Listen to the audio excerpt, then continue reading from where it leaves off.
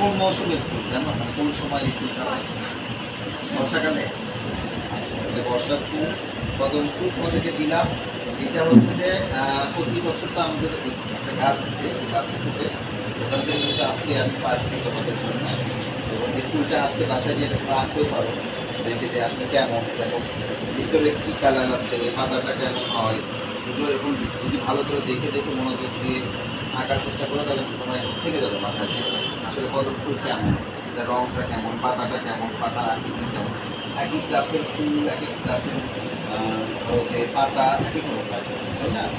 এগুলো মনোযোগ দিয়ে দেখতে হয়। ছবি আঁকা যারা শিখো তাদের এই বিষয়গুলোকে খুব ভালোভাবে দেখতে হয়। পাতাটাকে এরকম ঘুরে দেখতে হবে, ফুলটা কেমন আছে, রং এর মধ্যে দেখো মনে হচ্ছে সাদা রং দিয়ে ডিজাইন করা না, এরকম মনে হচ্ছে।